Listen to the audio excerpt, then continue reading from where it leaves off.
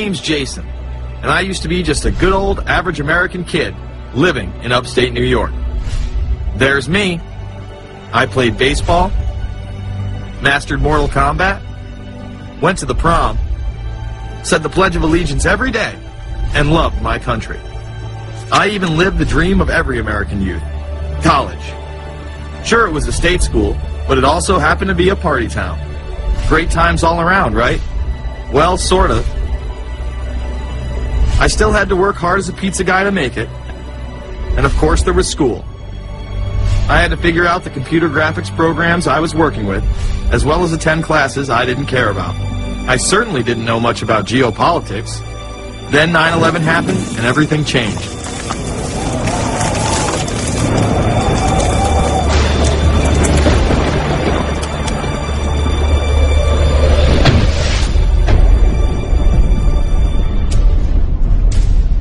I was pissed. How dare the Muslim extremists massacre all those people? But was it all true? Prior to the invasion of Iraq, something didn't seem right. I then did a startling thing. I actually took a look at what happened that terrible September day.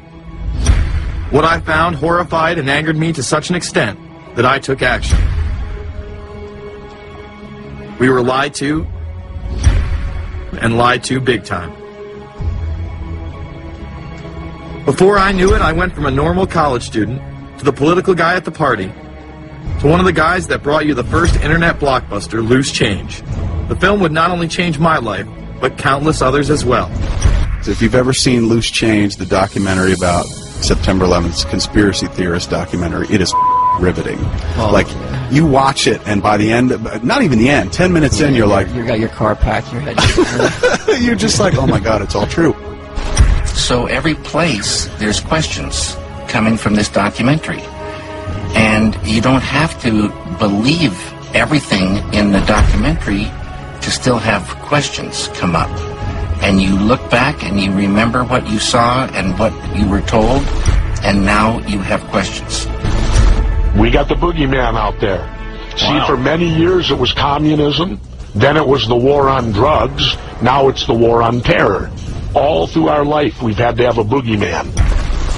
Loose Change took the truth about 9/11 into the mainstream with over 100 million views and allowed me to travel the country and even take on some of my detractors. The answer is no, they cannot. Jason, I think it's telling that every time you disagree with something, you call the people a liar. I'm not calling anybody a liar, sir. I'm calling you a liar because you are a liar. But if we were lied to about 9/11, then who was really behind it? A lot of people on the web were pointing towards the New World Order, but that was impossible. I mean, the Hulkster couldn't be involved, could he? Is the only way to go, and what you gonna do? So I set out to find out if the New World Order really existed. And if it did, what was it? Who was involved? And what were their goals? The very word secrecy is repugnant in a free and open society. And we are, as a people, inherently and historically opposed to secret societies, to secret oaths, and to secret proceedings. For we are opposed around the world by a monolithic and ruthless conspiracy.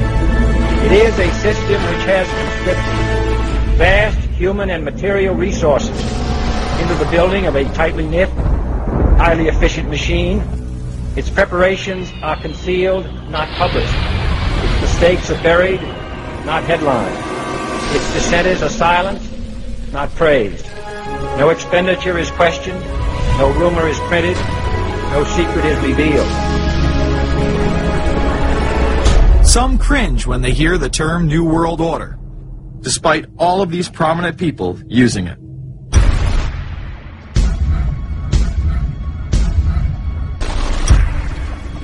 The world that maybe some people dreamt of at that conference back in Bournemouth, when it looked as if maybe history would end, that liberal democracy would triumph, that free market economics would slowly progress, and we'd have a new world order.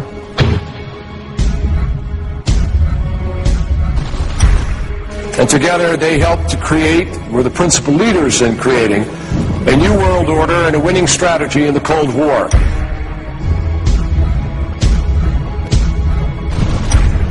We are part of a new world order. And as the recently departed Admiral William J. Crowe once said, it's long on new and it's short on order.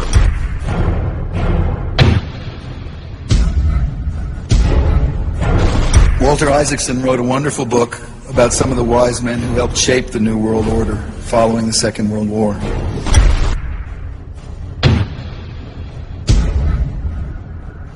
As we devise a way forward in Iraq, I urge the international community to embrace its responsibility for creating that new world order. A new world order based upon collective action.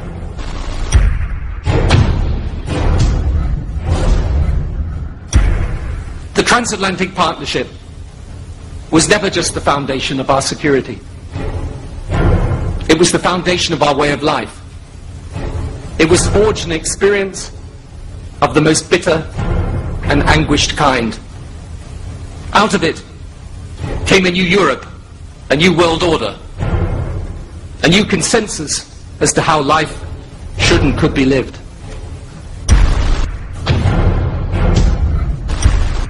And just like that, it was gone. It was a new world order. That's what President George H. Bush said. Harvard historian Francis Fukuyama pronounced the end of history. In fact, when it is used, that person is often dismissed out of hand because of the perception that it is nothing more than a conspiracy theory. Actually, the idea of global governance and a one world order has been around for centuries, and the term New World Order has been used frequently in recent history. The New World Order means different things to different people, but to those who expect to be in control of it, it means the same thing. It means all the world under their control. They believe that somebody must rule. After all, people are too darn dumb to know how to rule themselves. They figured that that's their role. The first in-depth publication of note was Samuel Zane Batten's work, The New World Order, which was published in 1919. Under the cloak of Christianity, this order speaks of a new world rising and advocates social control over all people and all resources. It promotes a world federation with a world parliament, an international court, and a global police force. Some of its goals are as follows. Community. The danger and loss in crime and degeneracy. The determination to make community life safe, sanitary, wholesome, and moral. Industrial. The disappearance of class distinctions and the solidarity of all interests in the economic process. National. The conception of the nation's welfare as the supreme concern, with the policy that everything shall contribute to this end, and every person must do some useful work. International. The creation of an international mind, with a world consciousness, and a world patriotism. The destruction of every arbitrary power that can separately, and of its single choice, disturb the peace of the world. Well, government is good, right? It put an end to war. Well, it could put an end to war because you just only have one dictator. I think Adolf Hitler had that in mind. He wanted a world government too, with himself as the master leader. Many have regarded Hitler as the apex of evil, a true heart of darkness. But how many people know that Hitler had his own vision of a new world order? Hitler had been promoted by the establishment. He graced the cover of Time magazine many times and was their Man of the Year twice. His vision was simple: unify Europe and then the world. The only real difference was that his order was racially motivated, instead of being based solely on religion. He even wrote a lesser-known follow-up to Mein Kampf in 1928 that many have dubbed My Order, or New World Order. President Roosevelt would condemn this order prior to World War II. Nazi forces openly seek to establish systems of government based on the regimentation of all human beings by a handful of individual rulers who seize power by force. Yes, these men and their hypnotized followers call this a new order. It is not new, and it is not order. The idea of globalization was so prominent in Nazi ideology that the 1936 Berlin Games would be the first time that the Olympic rings would be displayed prominently and promoted in order to glorify the Third Reich. This symbol represents the 5 major regions of the world: Africa, America, Asia, Europe, and Oceania, interlocking and coming together as one. This one world philosophy still defines the Olympic Games today. Australia, hello and welcome. One world, one dream. Hitler's methods of youth corps, concentration camps, eugenics, and military aggression were so visible to the rest of the world, he eventually failed. However, his vision of a new world order lived on. Author H.G. Wells, the man behind The Time Machine and War of the Worlds, would write about a planned world state in which there must be a common faith and law for mankind. In 1939, he would publish a full book on the matter called The New World Order. Wells again has a similar vision, stating that national individualism has to go and that sovereign states must end. He then goes on to write, in the great struggle to evoke westernized world socialism, contemporary governments may vanish. Perhaps his most chilling prediction is that countless people will hate the New World Order, be rendered unhappy by frustration and their passions and ambitions through its advent, and will die protesting against it. Many of them quite gallant and graceful-looking people. Collectivism is that concept where individuals are considered to be discardable, and that the group is more important, and that the ultimate group, of course, is the state. And so it boils down eventually to the fact that the state is the all-important unit of society, and citizens exist only to serve the state. Other men of prominence would also promote a New World Order during the 1960s, including industrialist and former New York Governor Nelson Rockefeller. These are some of the reasons pressing us to lead vigorously towards the true building of a New World Order. Rockefeller would also become vice president under Gerald Ford. Religious leader Pope Paul VI, delegates to international organizations, public officials, gentlemen of the press, teachers and educators, all of you must realize that you have your part to play in the construction of a new world order. As well as former President Richard Nixon. And the hope that each of us has to build a new world order.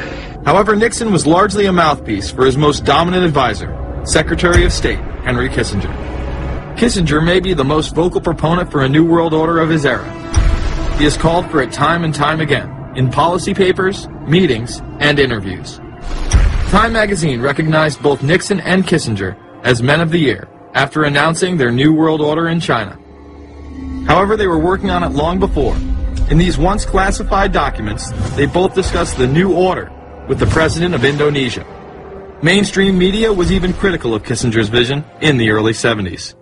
In ragged, spasmodic fashion, a new world order is coming into being, but it looks less and less like the world order that Mr. Kissinger had constructed in his own mind. Kissinger's New World Order would fall under the radar for some time. However, it saw a vast revival during the first Bush administration. Here is Brent Scowcroft, former vice chairman of Kissinger Associates and former national security advisor under both Ford and Bush Sr., as he discusses the New World Order. Looking at the subtitle this morning, Are We Ready for the New World Order? Gives me something of the shudders. That phrase, New World Order, I'm afraid I'm partly responsible for resurrecting. To me, what that symbolized was perhaps a fundamental change in the character of our response to national security issues. Here, Charlie Rose asked Scowcroft, Kissinger, and former national security advisor Zbigniew Brzezinski if we are living in a new world order.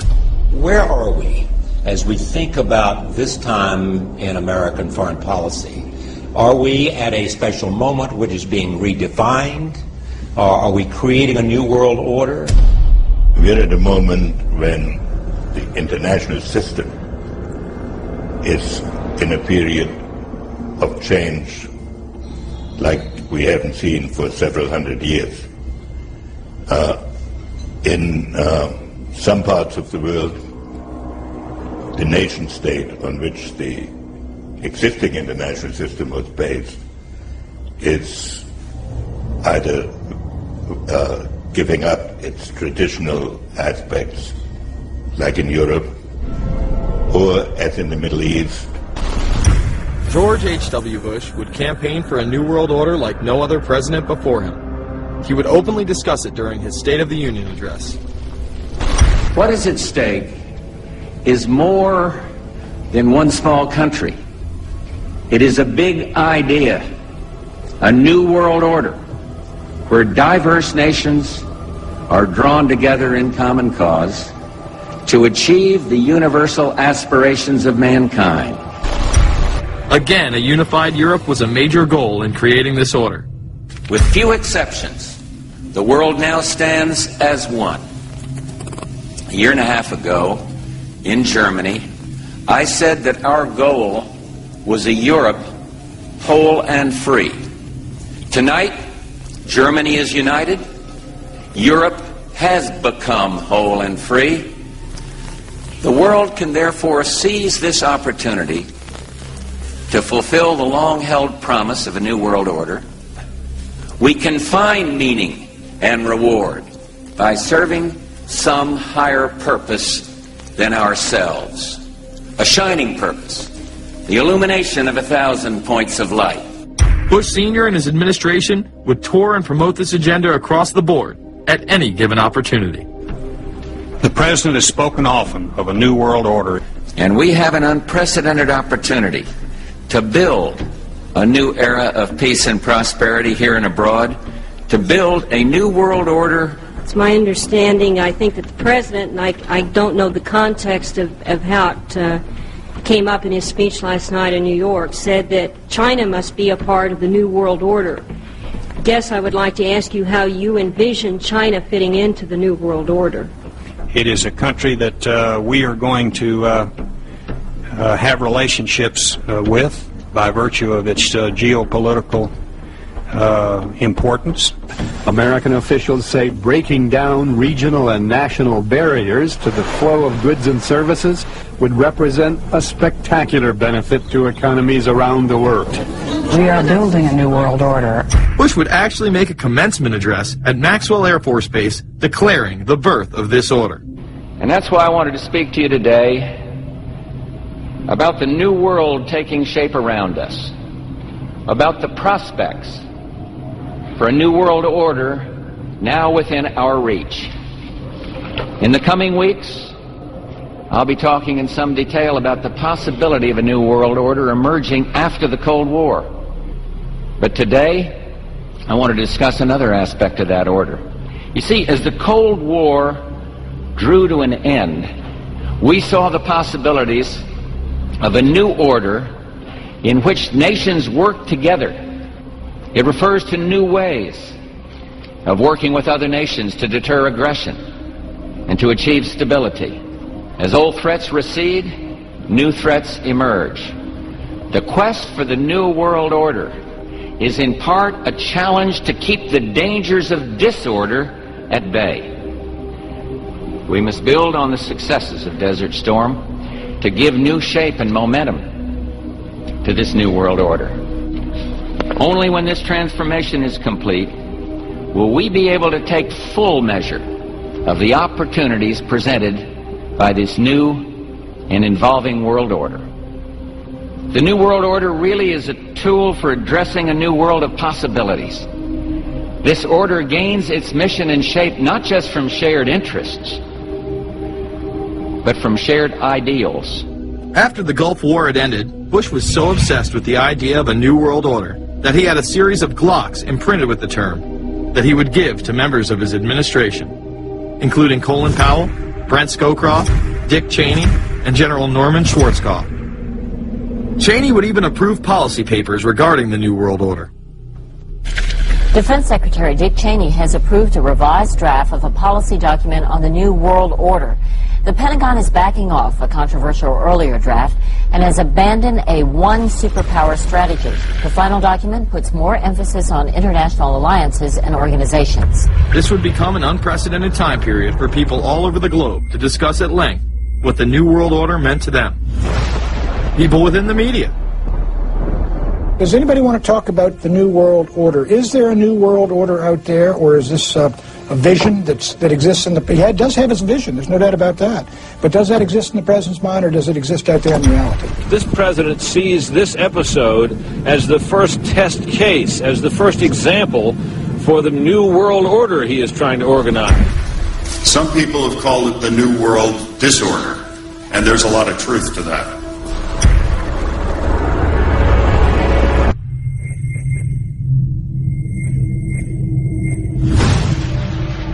University and institutional chairs. I mean, we're talking a New World Order at Georgetown.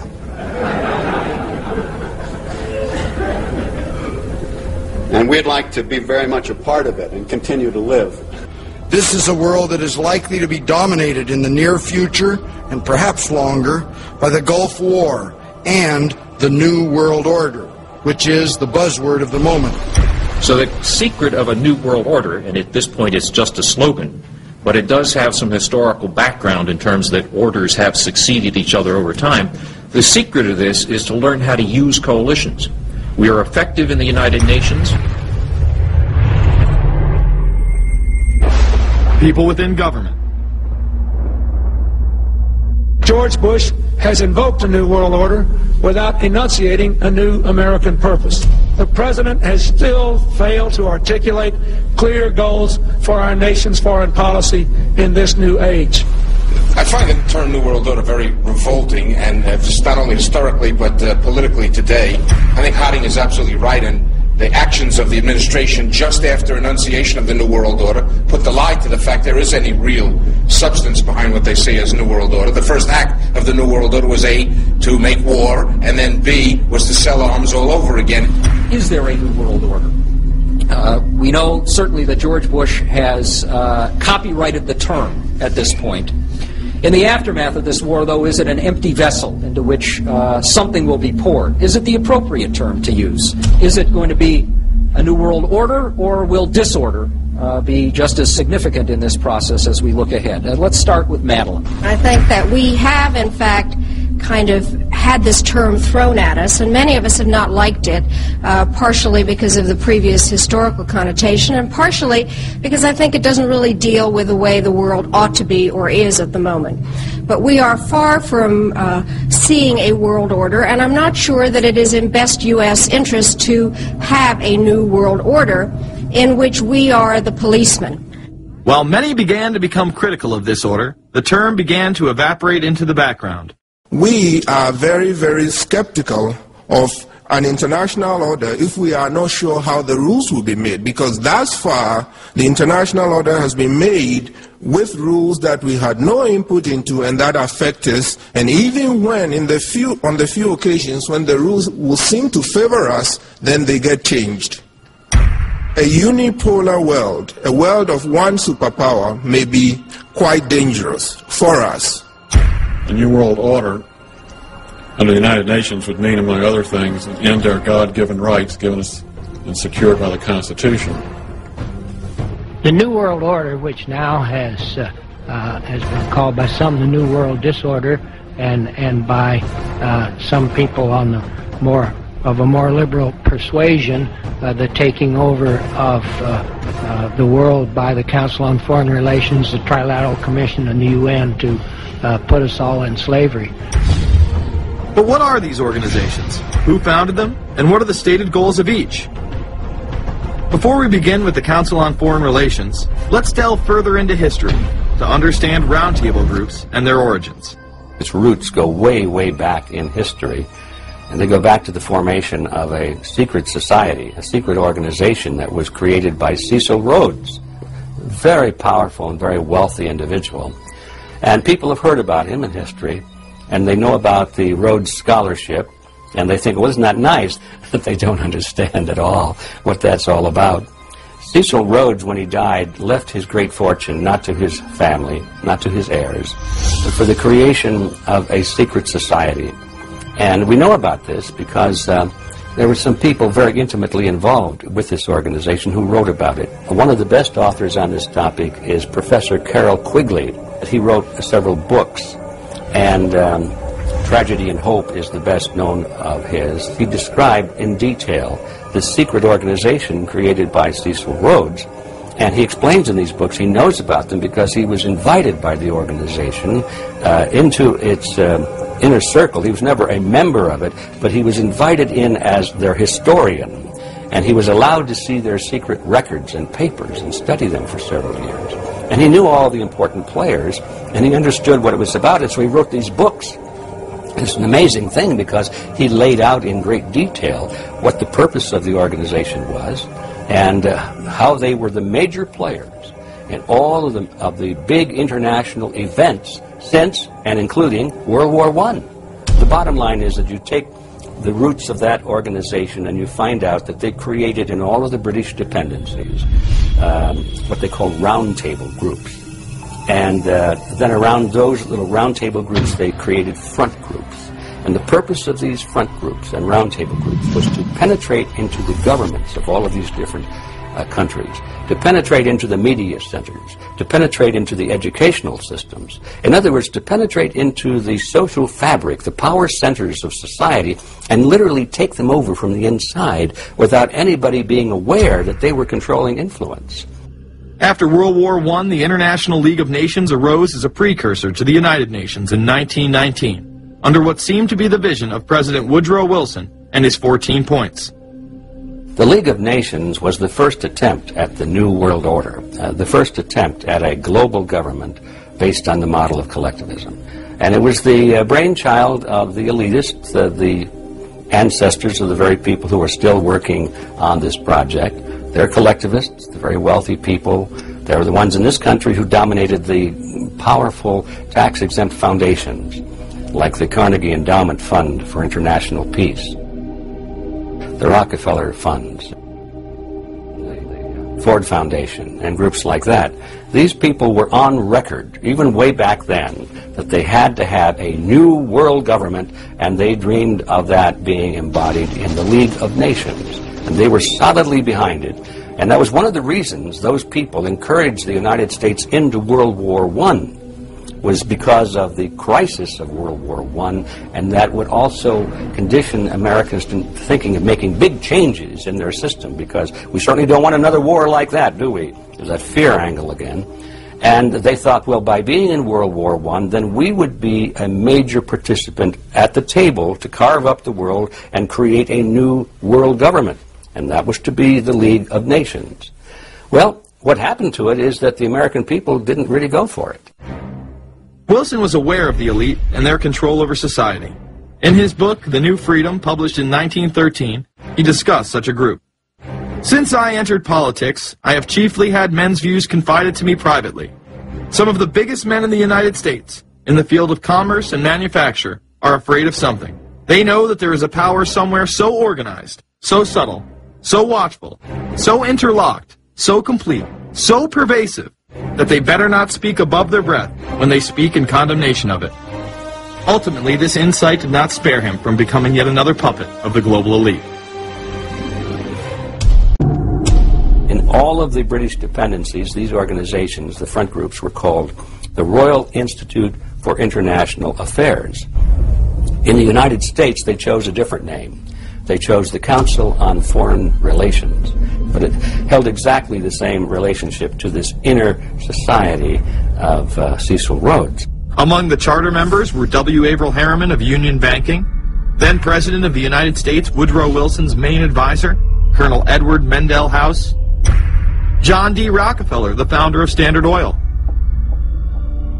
banking mogul J.P. Morgan, and prominent bankster Paul Warburg. Well, the Council on Foreign Relations exists today. It's probably the most powerful single organization in America. Many observers, including myself, believe that it is the hidden government of the United States. These people are not elected to office, and most Americans don't even know who they are. But they are holding all of the important positions in society. There are only about 4,000 of them in the United States, but I don't care what organization you want to look at, whether it's government, or whether it's universities or the large media centers or whatever it is, you look at the people at the tops of those organizations, the owners, the managers, the CEOs, the board of directors, and I'm going to say probably 80 to 90% of the great power centers of America are dominated by just those 4,000 people who are members of the Council on Foreign Relations. Throughout its history, it would contain extremely influential and powerful individuals in finance, business, media, and politics. Former presidents of the United States include Richard Nixon, Gerald Ford, Jimmy Carter, and William Jefferson Clinton. Currently, Barack Obama claims not to be a member, but has spoken in front of the Council and has had his writings published in the Council's magazine, Foreign Affairs. It's been reported that you and your wife are in the globalist CFR, which is the Council on Foreign Relations. I'd like to know if that is true. Well, first of all, I'm not the Council on Foreign Relations. I don't know if I'm a official member. I've spoken there before. It basically is just a forum where a bunch of people talk about foreign policy, and so there's nothing. There's no official membership. I don't have a card or, a special handshake or anything like that. Now, why is that important? It's important because the avowed purpose of the Council on Foreign Relations is to create a new world order, a global government based on the model of collectivism. And that includes the elimination of the United States as a sovereign nation. That's why it's important. The people running this country are determined to destroy it. The Council was heavily criticized during the 1980s for being an organization hell-bent on destroying national sovereignty in favor of a world government. So many of its members hid their association with the organization. Dick Cheney had this to say in response to a question by David Rockefeller, who became the CFR's youngest director in 1949 and was chairman of the board from 1970 to 1985. He remains an honorary chairman to this day. It's good to be back at the Council on Foreign Relations. As Pete mentioned, I've been a member for a long time and was actually a director for some period of time. I never mentioned that when I was campaigning for re-election back home in Wyoming. Now, you are the president of the Council on Foreign Relations, all right? Yes, sir. You guys toy with countries of the world like toys, don't you? You're like the Illuminati, you're the Masons, you control everything, don't you? That's the rap on you guys. What's so interesting now, though, is who's on the chessboard. The toys, if you will, are a lot more than states. Notice that Mr. Haas does not deny that the CFR has massive control over the geopolitical arena, and instead tries to focus on the separate entities outside of nation-states. Current Secretary of State Hillary Clinton also reveals the importance of the CFR here. But it's good to have an outpost of the Council right here down the street from the State Department. We get a lot of advice from the Council, so this will mean I won't have this far to go to be told what we should be doing and how we should think about the future. You have these private groups that are run and created by the elite, by the ultra-rich, wealthy families that have been manipulating global markets from behind the scenes for generations. They create these private groups that then feed information to the government, to senators, to congressmen, their recommendations, their policy papers, what they think should happen. And it's fascinating because if you actually read what it is that they're doing, the recommendations that they make, they're very able to get them put in place. Discussions that are going on in these private groups are really talks that should be going on in Senate committees and in the halls of Congress, but they're happening with these ultra-elite groups that are then pushing their propaganda into the political mainstream, and then it's becoming enacted, it's becoming put into law. Still not convinced the CFR is promoting a new world order? Listen to what Leslie Gelb had to say upon leaving the New York Times to chair the organization as its president in 1993. I loved it. Doing a column is a great job. I'm going to an equally great but different job, and in a way a job that caps everything I've been doing in my life, in government, in academia, and in journalism. I think that's what the Council on Foreign Relations will allow me to do. Well, you know, for example, you had me and 3 or 4 other folks on this show a few months ago to talk about the New World Order, right? Exactly. Right? Bob I talk Hormats about and it, exactly. I talk about it all the time. The New World Order wants a global system where one small central authority of individuals can then dictate a policy that's going to be distributed down to the rest of the world, everywhere, in the smallest little town in the middle of nowhere in some remote country. I now think it's safe to say that the Council is extremely influential on the world stage and openly promote global governance. The Council and the globalists were able to take this agenda to the next level following World War II. The United Nations was born out of the ashes of this conflict. Unlike the League of Nations, the United States not only joined this organization, they championed it. First book I wrote was The Fearful Master, a second look at the United Nations. It was written at a time when it was not popular to be critical of the UN. I mean, the United Nations was viewed by almost everybody as our last best hope for peace. It was a means, we were told, to bring humanity together and put an end to war and live in peace and harmony and promote trade and all of these good things. I wish it were any of those things, but it's not. The original charter for the United Nations was drafted in San Francisco in 1945, and the United States became a permanent member of the Security Council, along with France, the United Kingdom, the Soviet Union, and the Republic of China. The process by which other nations' belief systems could be used to erode and eviscerate our Constitution and Bill of Rights had taken a giant leap forward. The United Nations is one of the most well-known sort of globalization attempts. Its primary goal is to streamline all the governments of the world, to create a global council and to unify all the rules and all the regulations for the world. So it's essentially the precursor and an engine of this new world order. The United Nations is made up of all of the countries of the world, most of which are dictatorships of one kind or another. And you don't take a bunch of dictatorships and put them into a bag and shake it up and come out with a freedom-loving governmental unit. You come out with a global dictatorship. This was the public base of global governance. However, many other organizations have been birthed since. Even more suspect is a private group called the Trilateral Commission. David Rockefeller and Henry Kissinger are among its some 300 influential members. The Trilateral Commission, rich and powerful business and political leaders from Japan, Europe, and North America, the New York-based policy group was formed in 1973 by Chase Manhattan Bank Chairman David Rockefeller. In addition to Rockefeller, there are many other noted American members. Among them, economist Alan Greenspan, former Defense Secretary Harold Brown. George Bush was once a member but resigned last year before his unsuccessful presidential campaign. Back then, it wasn't politically wise to be aligned with what his party's right wing considered a shadow world government.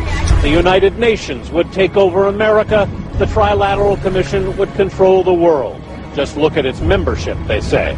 Current and former members include Presidents Clinton, Bush, and Carter. Names like Brzezinski, Christopher, Kissinger, and Schultz. And top executives of ITT, Xerox, Exxon, and Nations Bank. Although this group with only 300 members seems to be at the apex of the power structure, there is yet another group formed in 1954 that is even smaller in number and has a greater influence on world events. Meet the Bilderberg Group. This elite group meet annually around the globe. There is a core group of members who have attended every year for decades, such as David Rockefeller, Henry Kissinger, and Queen Beatrix of the Netherlands. These members invite others who are politically and socially relevant at the time. Each year, around 140 people are in attendance. Real quick, I'd ask you this question. In 2004, you attended a meeting in Italy called the Bilderberg Group. I just want to know what you were doing out there, what that was all about. She lied to me and told me she didn't go. I figured you might tell me the truth. All I did was go. They had a Republican and a Democrat. I gave like a 20-minute talk on the presidential election. Did you have anything to do with being John Kerry's running mate? To talk about that at all? No, because I wasn't his running mate. Okay. I happened to be in Europe then on my way to Russia. I was invited to go to Bilderberg by Bernard Jordan, a friend of mine and a genuine hero of the civil rights movement. And to the best of my knowledge, NAFTA was not discussed by anybody in my presence. Documents released by the group in 2001 reveal that in September of 1955, the group met in Germany and covertly outlined the idea of a European Union. Section E, European Unity, discusses the general support for European integration and unification, and the idea to unify Germany once again with the rest of Europe under a common marketplace. Belgian Viscount and current Bilderberg chairman Etienne Davignon told the EU Observer in 2009 that the next Bilderberg meeting could improve understanding on future action in the same way it helped create the euro in the 1990s. This illustrates the patience, vision, and reach of this organization. It was able to promote and establish both the European Union and a European currency over the course of just under 40 years, incrementally. One of the things that the elitists discussed back at the turn of the century when they were talking about how do you convert the United States into a collectivist system was the fact that you can't do it quickly. You have to let people get used to it incrementally, because any major change would be rejected. The 1957 Conference of Rome, where the Common Market Treaty, providing for free trade in all products, was at last signed. 6 nations, France, Germany, Italy, Belgium, Holland, and Luxembourg, agreed to remove all mutual barriers to trade within 12 to 15 years, the embryo of a political union which they proclaimed to be their ultimate objective. In that fashion, it's possible for people to get used to this process and even to think it's a good thing. People will accept the gradual growth of government, the gradual loss of their purchasing power. They'll accept almost anything if it's done gradually, and we have to be very alert to that. 2008 and 2009 attendees include World Bank President Robert Zoellick, Treasury Secretary Timothy Geithner, former head of British Secret Intelligence Richard Dearlove, Donald Graham, CEO of the Washington Post, CNN host and author of the Post-American World, Fareed Zakaria, and many other giants of business, politics, and media. You just came back from meeting with the Bilderberg Group. The Bilderberg Group are, you know, when people who are conspiracy theory people, they send me mail, it's usually about the Bilderberg Group. And I get these books on my front door, which I'm uncomfortable with. And it's all about the Bilderberg, like they're the modern-day Illuminati. Are you a member of the Bilderberg Group? I don't think we're supposed to talk about this. Many have identified them as the kingmakers, the puppet masters that pull the strings behind the scenes. Perhaps there is no better example of this than what occurred during the 2008 conference. Immediately after Obama had been selected as the Democratic presidential nominee, the pressure was on to choose a running mate. We've put together a committee. We are going to be equally deliberative in how we move forward. And we're not going to do it in the press, and we're not going to do it through surrogates. He then tricked the press corps into staying on the plane as it took off from Washington. He was whisked away to an undisclosed location. Obama was supposed to fly home. He'd been here in Virginia. He was supposed to fly home out of Dulles, as you know, outside Washington, D.C. The press corps was waiting for him on the plane, and the pilot announced that they were leaving, and Barack Obama was not on the plane. Presumptive nominees in the past has always been that they have at least a press pool with them at all times. Is there a reason why we didn't go with him in the motorcade all the way? This is what we're out here for, and now we're on this plane with no candidate. Again, you know, look, I understand that there was a desire to do these meetings, obviously, in private. The press then began to report that Obama and Hillary were meeting secretly in her home. Well, we continue to follow our breaking news. Barack Obama, Hillary Clinton meeting tonight at her house in Washington, D.C. However, it was later revealed that they never actually met at Clinton's home. And we're following this breaking story. Candy Crowley, we understand, has new information. Candy, what have you learned? We are hearing actually from Chris Welch, who is our embed with the Obama campaign. Those are the people that took off without Obama and went to Chicago. The spokesman there is in fact confirming that the meeting did take place. They're talking in past tense now, but saying that the meeting did not take place at the Clintons' house. It took place at this point at some place, I don't know where, some undisclosed place in Washington, D.C., not at Hillary Clinton's house. Remember, Gibbs mentioned that Obama had a desire to have several meetings, not just one. Is there more than one meeting? Is there more than one person with whom? I'm not going to get into all the details of the meetings. I don't know that I've got a ton more different answers for all of your questions. The truth of the matter is that Bilderberg just happened to be in the neighborhood at the time. They were holding their annual meeting just down the road in Chantilly, Virginia. What are the chances? What's interesting and dangerous about the New World Order is that it's not a natural progressing idea. It's just not civilization naturally evolving and organizing into this system. It's the group of extremely powerful people that are manipulating the system to get it to this status from behind the scenes without anybody's knowledge. You have to ask yourself, if there isn't an agenda going on to keep those organizations quiet and to keep them out of the news, to keep the discussions about them behind closed doors, then why is it that these supposed experts on the left and on the right never talk about them? This has been a condensed history of the globalist organizations and their rise to power. But is there a reason they meet behind closed doors? A shadow world government has been mentioned. But to truly understand what that means, let's go back to this iconic warning from President Dwight D. Eisenhower. Progress toward these noble goals is persistently threatened by the conflict now engulfing the world. It commands our whole attention, absorbs our very beings. We face a hostile ideology, global in scope, atheistic in character, ruthless in purpose, and insidious in method. Unhappily, the danger it poses promises to be of indefinite duration. The need to maintain balance in and among national programs. Balance between the private and the public economy. Balance between the cost and hoped for advantages. Balance between the clearly necessary and the comfortably desirable. We have been compelled to create a permanent armaments industry of vast proportions.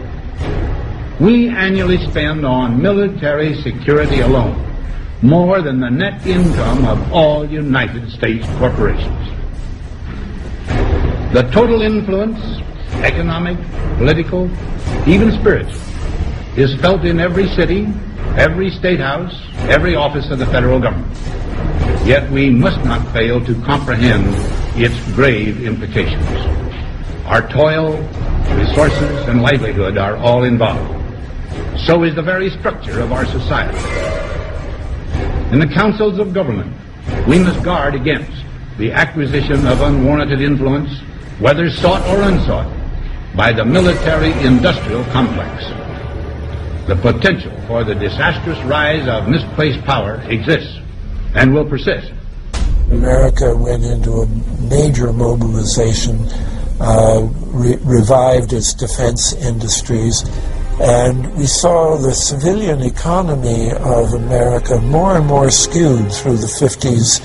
Already in Eisenhower's time, he could see it coming, that you were getting a larger and larger defense military component of the economy, which, unlike the rest of the economy, was very, very centrally organized about lobbying for more and more new weapons.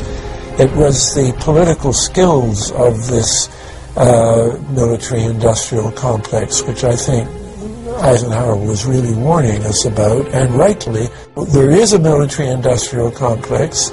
Today we see a situation where the civilian economy is really in tatters, and most of our civilian production has gone overseas to third world countries.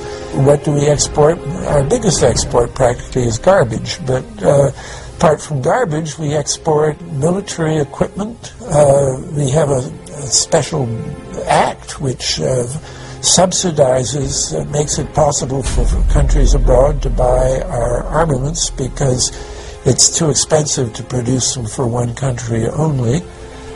So we have become a very efficient military-industrial complex, but the civilian economy is only a ghost of what it used to be, and this has terrible consequences for democracy because it means that the power of this lobby is now sort of dominating what goes on in Washington.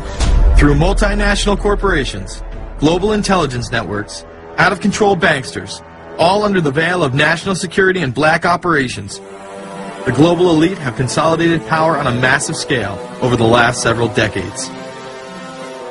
You see, global corporations not only fund and develop large technological and military projects here and abroad, they also own the consumer industry and production, as well as all of the important media. By owning the vast majority of what we hear and see on a daily basis, we have been manipulated on a mass scale as to regards to what we believe and desire, both socially and politically. Edward Bernays, the nephew of world-famous psychoanalyst Sigmund Freud, would study group dynamics and become the father of public relations. He authored the book Propaganda in 1928. In it, he described how to intelligently and consciously manipulate the habits and opinions of the masses within a democratic society. He went on to state that those who harness this unseen mechanism of society constitute an invisible government and are the true ruling power. It is they who pull the wires which control the public mind, who harness old social forces and contrive new ways to bind and guide the world. The average American is distracted, mindless, worried about minuscule things, celebrities, as if it was their own family members. And this is by design, because the powers that be, who own the media, know how our brains work. They know scientifically how the human mind functions. They know about sociology, and they are using the media, and have used the media for decades now, to entertain people with issues that don't really matter. When you have the big news networks covering celebrity issues as if it's the most important thing, it becomes the most important thing. And this is not by accident. This is to keep us out of the way. Because if you're worried about the latest celebrity death, or the latest celebrity couple, or the celebrity breakup, or your sports team having a shot at the Super Bowl or the World Series, there's so much information about those issues that can be discussed that will mesmerize people, and they won't know or care about the real issues that are out there. Well, I think this is just one more piece of evidence of the degree to which the media, supposedly the watchdogs, has become the gatekeeper of the system. Mainstream media are, first of all, nearly all of them corporations, nearly all of them now publicly held, part of the whole Wall Street financial system that they're supposed to report about objectively, but they can't. They right now, in October of 2009, they are celebrating the recovery of the biggest banks in New York and saying that the recession is over. Of course, there are a few problems, like foreclosures are going on, unemployment is rising. All of this is affecting the American people, but it's not affecting the financial elite who also control the media. Bernays successfully identified the invisible empire which controlled the minds of men. So as the populace is mesmerized and hypnotized by powerful behind-the-scenes forces, as they are distracted by the latest celebrity scandal, the newest cell phone, and their favorite sports team, this network disguises itself, remaining in the shadows. Despite the elite utilizing Bernays' methods, in conjunction with the military-industrial complex they had erected, a modern arm of this organization was exposed in what came to be known as the Iran-Contra scandal. Essentially, black operations were not only caught dealing arms illegally and supporting South American dictators, but also smuggling drugs into the United States. Iran-Contra was really the merging of two different programs. The first one was support for the Contras, who were, let's face it, a force of terrorists in Nicaragua trying to overthrow the Sandinista government. They were being secretly supported by the CIA, and at the bottom of the whole thing was drugs. Iran-Contra was openly exposed by massive network coverage. How was it that in 3 years a network Washington set up to run arms to the Contras wound up running cocaine into this country for the most vicious drug cartel in the world? At the same time, we were supposed to be fighting a war against drugs. But by the same token, I also smuggled my share of weapons in exchange for those illegal substances, with the full knowledge and assistance of both the DEA and CIA. Betzner says that in 1983 he flew weapons from Florida to El Salvador and drugs from Colombia to the Bahamas on the way back. In 1984, he says, he flew twice from Florida to Costa Rica and back. We could bring back our own cargo, and they would arrange it, or we could bring back their cargo without ever having to worry about interception, arrest, anything like this, that everything was taken care of. What kind of cargo were you talking about? Drugs. Tolliver says he had 2 meetings with this man, CIA veteran Rafael Quintero. Then in March of 1986, he says he flew 14 tons of weapons down to Honduras, to this Contra resupply base set up by the CIA. We take off from Tegucigalpa, Honduras, and we leave. To? South Florida. Where in South Florida? We landed at Homestead. Homestead? Air Force Base. This is the plane Tolliver says he used. The plane traces to a company that had a State Department contract to fly humanitarian supplies to the Contras. In addition to that, 36 sources confirm the basic scheme. We can now report that long before that operation began, there was another operation to provide guns for the Contras, which was also against the law. In this operation, Americans and Israelis provided arms to the Contras, and then the same network smuggled drugs into the United States. The operation was launched in spring of 1983 at Washington's request, with at least $20 million of Israeli government money later reimbursed, we're told, from U.S. Covert Operations Fund. For about 5 years, people were flying arms into Iran, and most of them came from Israel. The Israelis purchased the weapons from Poland and Czechoslovakia and began shipping them secretly from Yugoslavia to Bolivia and then to Panama. The Israeli liaison man there, this man, Michael Harari, until recently a close aide to Panama's strongman, General Manuel Noriega. You'd bring the ship into Colombia, you would load drugs aboard it, and you would bring those drugs back to Panama with you. But bringing that stuff into the United States, that was something else. I've never been so thoroughly disgusted with myself in my life. This network would also be involved in the October surprise. We really can't understand that unless we understand the so-called October surprise in the 1980 election, which is, I think, unquestionably Republicans, including William Casey, who later became Reagan's head of the CIA, negotiated with the Iranians for them not to release the hostages which were being held in Iran to Carter, but to wait until the Carter was defeated and the Republicans were in. That is what actually happened, that the hostages were only released on the day that Carter left office and Reagan came in. Unbelievably, this same network would even be linked to the BCCI banking scandal by journalist Danny Casolaro. Casolaro was probing a conspiracy he called the Octopus, which involved the Iranian hostage crisis, the Iran-Contra affair, with, believe it or not, all funds channeled through BCCI, the international bank charged with everything from money laundering to fraud. BCCI, it's a shadowy international bank linked to terrorists, drug runners, and dictators. Little was known about BCCI until 6 of its top officers were arrested in Tampa in October of 1988 on charges of laundering drug money for Colombian cocaine bosses. The BCCI men were convicted, and the bank itself pleaded guilty. But for some reason, the bank was allowed to continue to operate all over the world.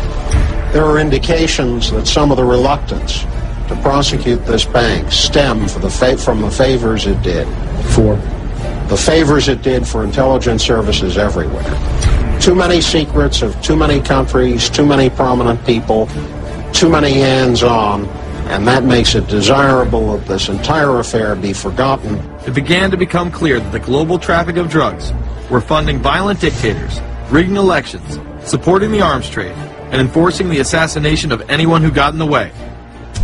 Cassolero was found dead for his efforts in exposing this network. His death, of course, ruled a suicide. He was meeting a source in West Virginia. He was about to discover all. Instead, his body was discovered in a hotel room with 12 slashes in his wrist, but when the local authorities ruled it suicide, the family said, no way. The housekeeper had taken calls threatening his life. And I pick it up telephone, I say hello, and he say to me, you son of a bitch, you's dead. Cassolero would not be the only person involved in the scandal to wind up in a casket. Meet Barry Seal. At first, the media portrayed Seal as a drug dealer gone good, who was assassinated by the Colombian Mafia. Authorities believe last night's machine gun killing of top drug informant Barry Seal was ordered by drug bosses in Medellin, Colombia, who sent 5 men to Baton Rouge to kill Seal. Sam Dalton was the lawyer that represented the Colombian hitmen convicted of his assassination. We were trying to subpoena the CIA because we felt like they had documents, exhibits, and evidence that would indicate complicity in Seal's assassination. When they were able to gain access of Barry Seal's trunk the night of the murder, the personal phone number of none other than George H.W. Bush was present. Louis Unglesby, the former attorney for Mr. Seal, also confirms that he once called the office of the vice president after Seal had given him the number. You see, the Black Ops drug smuggling operation had not yet been exposed, and intelligence couldn't take any chances. It was later revealed that Seal was involved in smuggling cocaine into Mena, Arkansas, while Bill Clinton sat as governor. 1983, Ronald Reagan was president, Bill Clinton was governor, and little Mena, Arkansas changed from a quiet town to a center for drug smuggling and reported Contra support activity. In the middle of it all, this man, admitted dope smuggler Barry Seal. Arkansas State Trooper Russell Welch investigated Seal's organization. Each trip would have 250 to 350 pounds of cocaine. According to the London Telegraph, Arkansas State Trooper Larry Patterson testified under oath that he and his officers discussed repeatedly in Clinton's presence the large quantities of drugs being flown into Mena Airport, large quantities of money, large quantities of guns.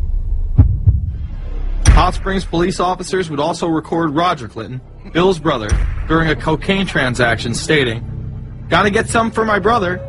He's got a nose like a vacuum cleaner." There was also a large amount of money laundering going on in Mena. Former IRS agent William Duncan traced some of Seal's drug profits laundered through Mena banks. We had direct testimony from people who were involved in the money laundering operation. We had testimony from people at banks who observed the transactions. What happened when you tried to make this case before a grand jury? I was never asked to present the evidence to a grand jury, ever. This very same network used BCCI to fund the Afghani rebels.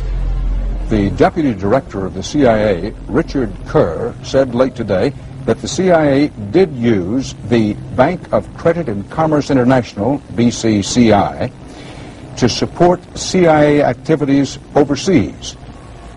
Most people still believe that the Soviets had maliciously invaded Afghanistan in order to spread their communist agenda. The Al-Qaeda was essentially a kind of a byproduct of Brzezinski's campaign to embarrass the Soviet Union in Afghanistan. They weren't in Afghanistan at that time. Brzezinski boasted later that he was responsible for drawing them into Afghanistan. And he did this extraordinary interview with Le Nouvel Observateur in France, and they said, "But aren't you worried that you've created this whole new force of Al-Qaeda?" And he said, "Oh, what's more important, a few crazed Islamists or the fall of the Berlin Wall?" And they said, "But you know, is there no danger? Aren't they dangerous?" And he said, "Nonsense." He said all this in 1998. So I knew Brzezinski and at McGill University. We were students together and took very small classes together. And in some ways he's bright, and in some ways he's kind of nuts. And he had the kind of nuttiness that made him attractive to the Rockefellers. Bin Laden and his network were actually funded by BCCI through U.S. covert operations. Well, the reason I bring it up, if you've ever heard any of our call-in shows, you know that we have people that think about the conspiracy theories of people like you. You would be a poster child for these people because you have served on the board of the Council on Foreign Relations. You helped start the Trilateral Commission, and you've been to the Bilderberger Group. Are people too close in this world, people in business, too close to the governments? Well, you know, there is such a thing as insidious influence. And the question is, how does it operate? Does it involve bribery? And does it involve some sort of psychological domination of individuals? I don't believe in this notion of some sort of secret societies controlling people. But, of course, in any political system, there are sort of over-the-table and under-the-table arrangements. Arrangements that involved ruthless, illegal, and immoral activities in order to dominate humanity. Despite all of the evidence that has just been presented, this network would fall down the memory hole, even though 14 convictions were made in the Iran-Contra scandal. The continued cover-up would be made possible by George H.W. Bush. These documents that came forward in the North trial clearly reveal the involvement of the Vice President to a greater degree, I think, than he has acknowledged heretofore. This, of course, did not stop him from pardoning those involved during the twilight of his presidency. Some new reverberations today to President Bush's Christmas Eve surprise, the pardoning of former Defense Secretary Caspar Weinberger and several others in connection with the Iran-Contra allegations. Well, now the special prosecutor says it's the president who needs to explain some things. The real issue is why the notes weren't produced 5 years ago when the congressional investigation and the independent counsel's investigation had requested them. Because high-level political officials scrambled to limit the investigation and establish plausible deniability for the upper echelons of the network, including Bush himself. So who is this guy, and how did he come to power? To understand that, we must first take a look at his father, Prescott. Prescott was born into privilege and became extremely influential in business, intelligence, and politics. He helped establish the CIA out of the Army's Office of Strategic Services with the Dulles brothers, and served as a senator in the state of Connecticut. However, during his time serving as one of the directors of Union Banking Corporation, he was doing business with Nazis.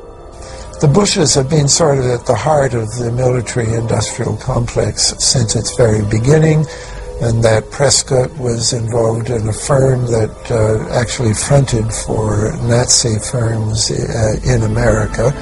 In fact, Union Banking and its subsidiaries were seized by the United States government in October of 1942 under the Trading with the Enemy Act.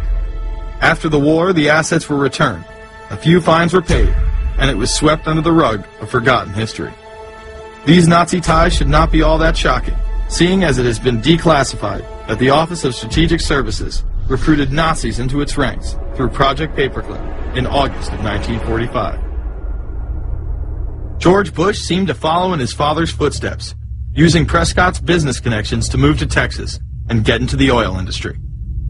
He would first attain political office as a Texas congressman in 1966, but then lose his bid as a Texas senator in 1970. It was at this time that Nixon appointed Bush as an ambassador to the United Nations. According to official accounts, Bush then began work with the CIA as its director in 1976.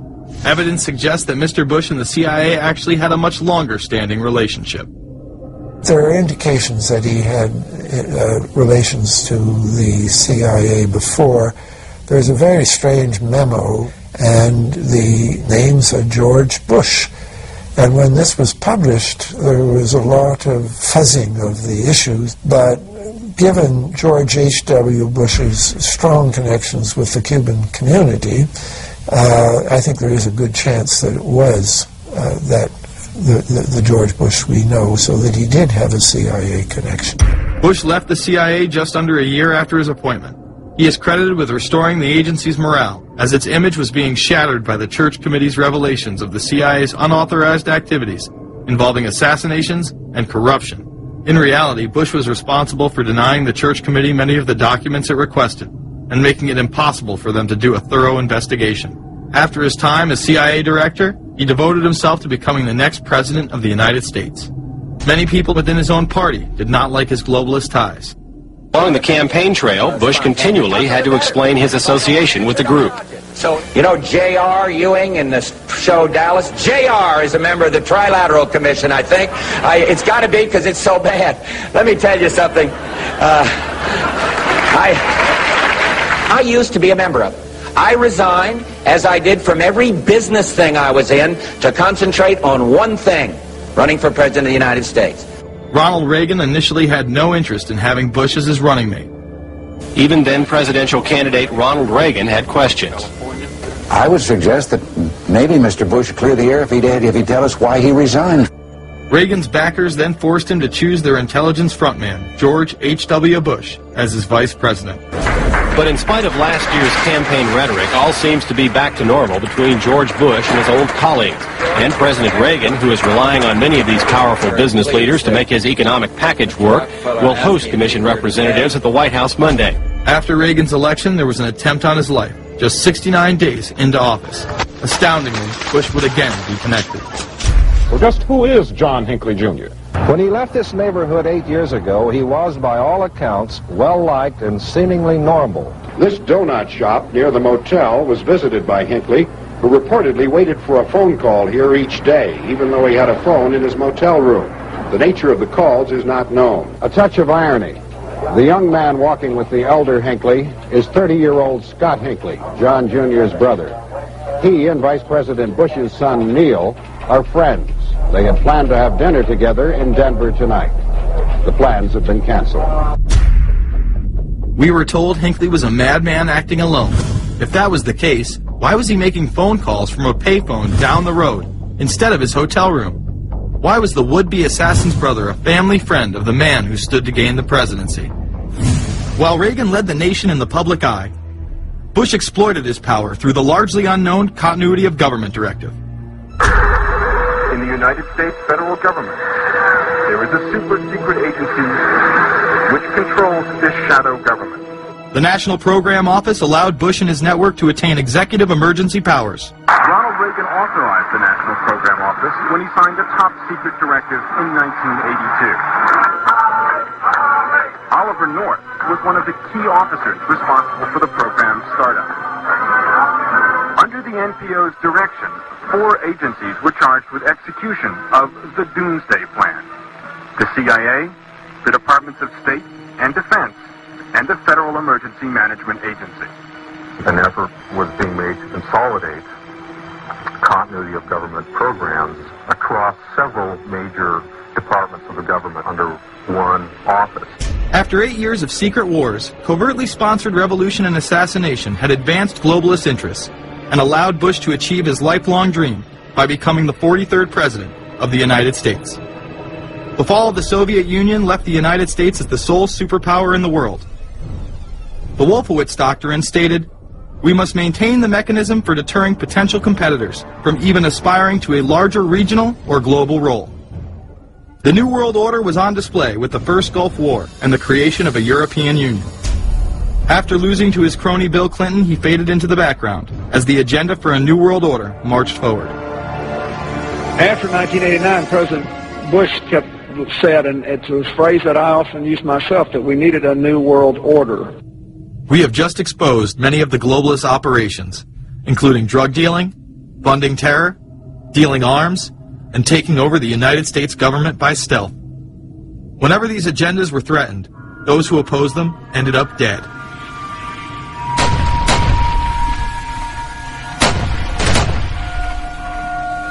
We've got some difficult days ahead, but it really doesn't matter with me now, because I've been to the mountaintop.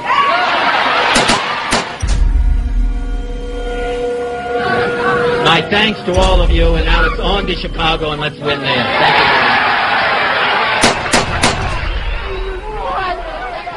Gave a paper about all 3 of the big assassinations in the 60s, which was John F. Kennedy, Bobby Kennedy, and Martin Luther King. And there are certain common denominators. I call these events deep events.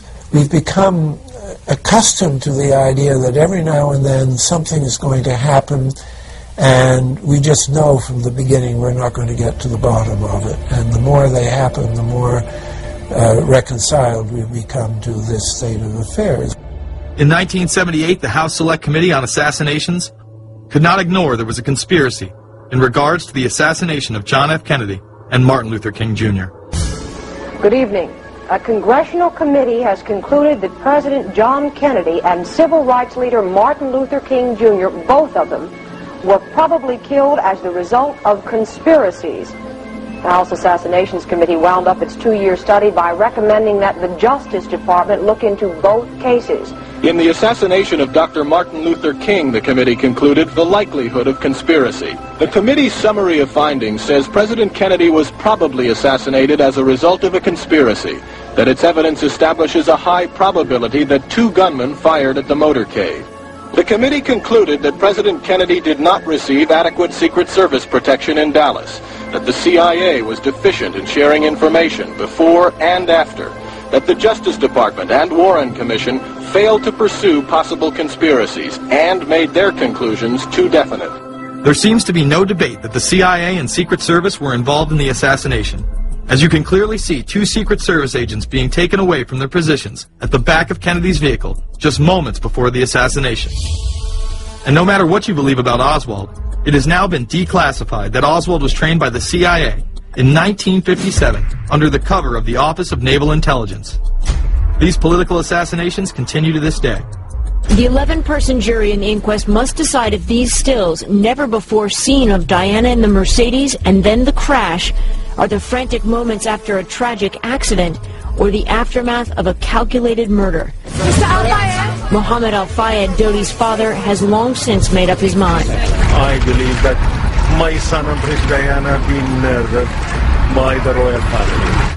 He claims Diana was pregnant and about to announce her engagement to his son, an embarrassment so great, he says, that Prince Philip commissioned British Secret Service to kill the couple. Assassination is an option when the ruling class can identify an enemy who cannot be compromised. But how do they bend the population's will to do their bidding?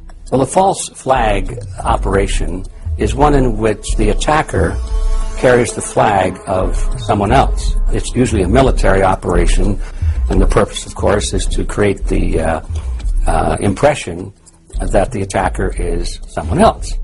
They want to create negative public opinion against the nation whose flag was being used. Or they may even not use a flag at all. This sort of thing is done all the time, and it's certainly not unique in history. I think we've been seeing a lot of it lately. Americans are easily motivated by false flag operations, and I think it's inevitable that we will see false flag operations in the near future. It is used in order to seize power at an accelerated pace. A very well-documented modern example of this is the Tonkin Gulf incident. There were 2 sets of Tonkin Gulf incidents. The first one on August 2nd were real but trivial. The second on August 4th, 2 days later, were the ones to which we actually sent planes off in retaliation and were, in theory, much bigger, a torpedo attack on a U.S. destroyer, but in fact it never happened. When McNamara visited Vietnam, he confirmed the Tonkin Gulf incident never occurred, and once again, we were lied into war. To this day, I don't know what happened on August 2nd and August 4th, 1964 in the Tonkin Gulf. The general provided the answer, saying his Navy attacked the Maddox on August 2nd, but on the 4th, nothing happened. There was absolutely nothing, he said. We know for a fact now that NSA and CIA both falsified their reports up to Johnson on that day to make it look as if there had been an attack. Upon the fall of communism, a new threat had to be established in order to maintain their military-industrial complex and keep the people in fear of invisible enemies. More modern examples of this have been used not only to start conflicts abroad, but to instill fear in large populations in order to demonize groups and further erode civil liberties. The majority of people still believe that Timothy McVeigh was a right-wing extremist who bombed the Oklahoma City building with a Ryder truck because he was upset with the government. People close to the event told a very different story. A local congressman believes that convicted bomber Timothy McVeigh and his accused co-conspirator Terry Nichols are not the only ones involved. The Oklahoma State Representative Charles Key produced a videotape featuring witnesses who claim to have seen Timothy McVeigh with another man the morning of the bombing. He was wearing a ball cap. Timothy McVeigh had his on backwards, which just like this. It was on his head. The other gentleman had his on like this. In fact, the FBI had actively pursued John Doe No. 2 in its initial investigation, then denied his existence altogether. There were also multiple reports that explosives were found inside the Murrah building. The Justice Department is reporting that a second explosive device has been found in the AP Murrah building in downtown Oklahoma City. Mike, you're still with us, aren't you? Yes, I am, and I might tell you in addition to that in fact what we were told at the scene a few minutes ago was that in fact 2 different explosive devices were found in addition to the one that went off. The second explosive was found and diffused. The third explosive that was found, and they are working on right now as we speak, I understand, both the second and third explosives, if you can imagine this, were larger than the first. Bomb squads were actually caught on video pulling into the building to retrieve these devices. They'll back that trailer down there, and the bomb squad folks will go in, and they will use that trailer. You see the bucket on the back there, sort of, this is how they would transport the explosive device away from this populated area to try to do something with it. I just took a look down the street at the Murrah building again. I see another bomb truck going, so apparently they're going to try to get out that third bomb that's been talked about. This was even confirmed by the governor at the time, Frank Keating. One device was deactivated. Apparently there's another device, and obviously whatever did the damage to the Murrah building was a tremendous, very sophisticated explosive device. Members of the ATF who would have normally been in the building were tipped off prior to the bombing. He saw what appeared to be a police bomb squad truck near the Murrah building 2 hours before the blast. It had a shield on the side of the door, and it said bomb disposal or bomb squad below it, and I really found that interesting. Another witness who spoke to ABC News on the condition of anonymity will tell the grand jury tomorrow he was told by an ATF official agents working in the building had been warned in advance not to come to work. He just came out and told me that the ATF wasn't in the building that day. They'd been tipped by their pagers not to come to work, which I was flabbergasted. McVeigh would even claim in a letter written to his sister, which was published by the New York Times, that he was actually recruited for black operations, which included smuggling drugs into the United States, as well as assassinations. One may brush this off as the ravings of a madman. However, McVeigh was filmed at the Camp Grafton military facility in North Dakota on August 3, 1993. McVeigh's official records state that he was discharged over a year prior from the Army Reserve in May of 1992. Perhaps even more interesting is that Camp Grafton was specializing in training troops in explosives and demolitions at the time. When all was said and done, the security tapes reported to have captured the entire thing on video were rounded up and classified. In 2009, they were finally released, and magically none of them caught the bombing. The excuse being they were all having their tapes changed at that exact moment. This event would be labeled domestic extremism, which was used to demonize critics of world government, militias, and create fear within the populace. Muslim extremism seemed to show its ugly face in then unprecedented fashion on February 26, 1993. A truck bomb had gone off in the parking area of the World Trade Center. Luckily, the bombers failed to follow instructions and parked the truck carrying the explosives against the main support column. What is not discussed, however, is the bomb was actually built by an FBI informant under the supervision of the FBI. Ahmed Salam, a former Egyptian army officer who had been doing undercover work for the FBI, was the man who actually built the bomb. When he was told that he would have to use real bomb-making material instead of harmless substitutes, he became suspicious and began taping his conversations with FBI officials. Last winter, the FBI was praised for its speed in cracking the case of the World Trade Center bombing and bringing 4 suspects to trial. Now, there is some evidence that the FBI may have known of the plot in advance through an informant and might even have stopped the bombing that killed 6 people. Notice the media emphasizes that they might have been able to stop it. They then gloss over the fact that the bomb was built by their agent under FBI supervision in conjunction with the district attorney. FBI agents might have been able to prevent last February's deadly explosion at New York's World Trade Center. They discussed secretly substituting harmless powder for the explosives, but they didn't, according to the FBI's own informant, Imad Salem. Unbeknownst to the FBI at the time, Salem recorded many of his conversations with his handlers. The actual recording where Salam discusses this with his FBI handler, John Antisev, was released years after the trial. You got paid regularly for good information. I mean, the expenses were a little bit out of the ordinary, and it was really questioned. Don't tell Nancy I told you this. Well, I have to tell her, of course. Well, then if you have to, you have to. Yeah, because, I mean, the lady was being honest, and I was being honest, and everything was submitted with receipts. Yeah. And now it's questionable. It's not questionable. It's like a little out of ordinary. Okay. You know. All right. I don't think it was. If that's what you think, guys, fine. But I don't think that, because we was start already building the bomb, which is went off in the World Trade Center. It was built by supervision from the Bureau and the DA, and we was all informed about it, and we know that the bomb start to be built. By who? By your confidential informant. What a wonderful, great case. Following the convictions of the Muslims who were too inept to make their own bomb and park the vehicle in the proper area, Salam was pulled into the FBI's Witness Protection Program, where he has never been heard from again. Prior to the largest and most devastating terrorist attack on U.S. soil, the United States was poised as the first truly global superpower. Brzezinski would muse in 1997 that geostrategic success would represent a fitting legacy of America's role as the first, only, and last truly global superpower, and that the only way to mobilize Americans was a truly massive and widely perceived direct external threat. In September of 2000, a neoconservative think tank called the Project for a New American Century echoed Brzezinski's statements, saying the United States is the world's only superpower, combining preeminent military power, global technological leadership, and the world's largest economy. An engine for New World Order ideals, members of PNAC included Dick Cheney, Donald Rumsfeld, Jeb Bush, Scooter Libby, William Kristol, and Paul Wolfowitz.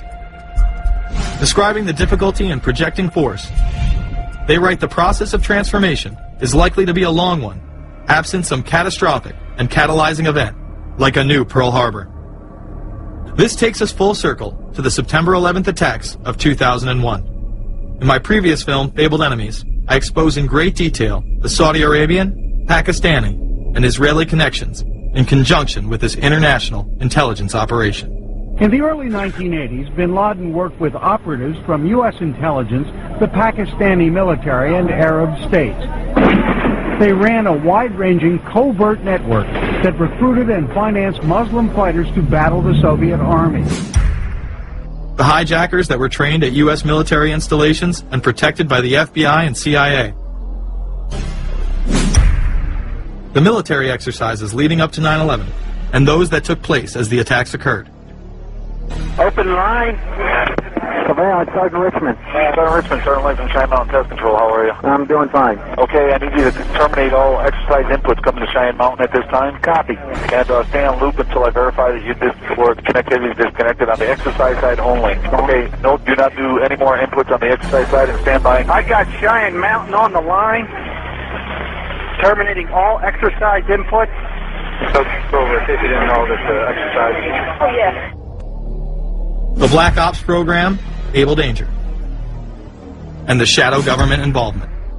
This morning we learned that the Vice President wasn't the only one sent to an undisclosed location on September 11th, that an entire backup government was and is still there and may be there for as long as anyone now at least can imagine. As well as much, much more. The government has lied about 9/11 repeatedly and used it to dominate the Middle East, while creating an evolving police state here, encroaching on civil liberties at home. And of course, building a new world order. There is a chance for the President of the United States to use this disaster to carry out what his father, a phrase his father used, I think, only once, and hasn't been used since, and that is a new world order. We know now that September 11th of 2001 was the beginning of what we might call a new world order. The New World Order that this president's father talked about with such great enthusiasm seems to be high on the agenda of this administration. Under the second Bush administration, massive amounts of civil liberties were openly and brazenly taken away following 9/11. The passage of the Patriot Acts, the Military Commissions Act, and other horrifying anti-constitutional legislation was enabled by the incredible amount of fear generated by the media, all in the name of keeping us safe here at home. The war itself would create huge profits for the military-industrial complex, and the globalists would seize even more power and control over Middle Eastern resources in what they planned to become a Eurasian Union under their control. Although the establishment claimed to be fighting for our freedom abroad, they were destroying our sovereignty by stealth.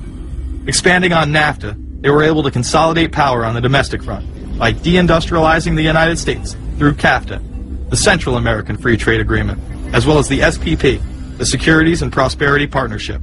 Opponents, however, say the initiative is nothing less than a plan to create a North American Union that would eliminate sovereignty for all three nations. Building on the North American Free Trade Agreement, the NAFTA section of the Commerce Department is busy drafting laws and regulations for a North American Union, a union of Canada, America, and Mexico. The President has attended secret meetings and signed at least 2 agreements under the Security and Prosperity Partnership Program. The stated goal established by Presidents Bush, Fox, and Prime Minister Paul Martin is integration by 2010. That's a plan from the business elites, the political elites, that will cost more American jobs, cost American sovereignty, but it would fulfill the President's father's vision. Now, former United States Trade Ambassador Robert Zoellick is talking about it again with renewed vigor. This time, a new world order with business at the helm of trade and economic policy. It's an agenda that goes hand in hand with the United States, Mexico, and Canada working quietly and behind the scenes to promote a common market with common deregulation for the benefit of multinational corporations. It's remarkable to me, the arrogance, the idea of just simply throwing away the nation's sovereignty, but they're trying to do so in so many ways. People better understand that they mean exactly what they're saying. It's a new world order they're trying to create. Dobbs, the only mainstream anchor to expose the New World Order, resigned shortly after bullets were fired into his home. The elite do not plan on waiting around for these unions to be formed before implementing the next step in global government. Through the vast global economic crisis of the last few years, they have been able to devalue the dollar and undermine it as the world's reserve currency. They have allowed the Federal Reserve and IMF to consolidate power by taking control of the Securities and Exchange Commission, as well as issuing a global currency instead of the dollar, disguised as a special drawing rights unit. This aspect of the New World Order was announced at the G20 in April of 2009. There is a big thing that's going to happen in London at this G20, and then they're hiding it, they're camouflaging it, they're not talking about it. Coordination of international regulation. What they are going to do is to put our Fed and our SEC under the control, in effect, of the IMF. The New World Order, that's what they're planning in there, is to undermine the U.S. currency, and it's just really sad. What it really is putting the American economy under international regulation. Yeah. And those people who have been yelling, oh, the UN's going to take over global conspiracy theorists. They've been crazy, but now they're right. There's 20 or whatever people in the G20, say there's 20 ministers, thousands of us, and we can't get our voices heard. When Geithner said he would be open to the idea of a global currency last week, yeah. Those conspiracy people had said and suggested that for years. Right. You're not wrong. Cash is becoming weeded out. Cash will most likely be eliminated or extremely difficult to use in many situations, so that you'll have to use the global currency or the electronic currency. Even though a physical global currency is yet to exist, groups such as BRIC are openly promoting a new reserve currency, which is a conglomerate of Brazil, Russia, Indonesia, and China. Get everyone in the whole world using one currency, which some people think that's a good idea. Russian President Dmitry Medvedev recently showed off a sample coin of the new world currency at the G8 in July of 2009. We have also agreed today additional resources of $1 trillion that are available to the world economy through the International Monetary Fund and other institutions. This includes 250 billions from special drawing rights, the reserve currency of the IMF, drawing rights that will be issued to countries who are part of the International Monetary Fund.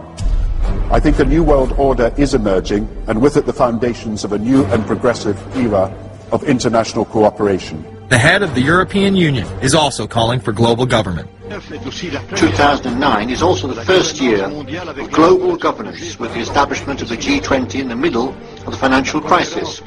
Gordon Brown has called for a world constitution. We now need nothing short of a world constitution for the global financial system. Both Gordon Brown and Barack Obama had been groomed to be the next Anglo-American spokesman for this new world order after Bush and Blair stepped down. Here is Gordon Brown in front of the CBI prior to him being chosen to become Prime Minister. And it's only now that we can begin to understand that the world order that globalization brings and what it's going to look like. But what does the new world order mean for countries like ours who are looking to succeed? And the question for us is how we meet and master all these challenges to ensure that Britain enhances its competitiveness in the process and realizes what I believe is our destiny of success in this new world order. A new world is emerging. It is a new world order with significantly different and radically new challenges for the future. President Barack Obama has also espoused similar views on globalism. Here he is in Berlin, Germany, in July of 2008, in what media have dubbed his New World Order speech. Well, there have been extraordinary scenes in Berlin tonight as thousands of people gathered to hear Barack Obama deliver key foreign policy speech on his current European tour. The Democratic presidential hopeful laid out his vision for America's place in a new world order. In this new world, such dangerous currents have swept along faster than our efforts to contain them. And that is why we cannot afford to be divided. No one nation, no matter how large or powerful, can defeat such challenges alone. But the burdens of global citizenship continue to bind us together. In this new century, Americans and Europeans alike will be required to do more, not less. Partnership and cooperation among nations is not a choice. It is the only way, the one way, to protect our common security and advance our common humanity.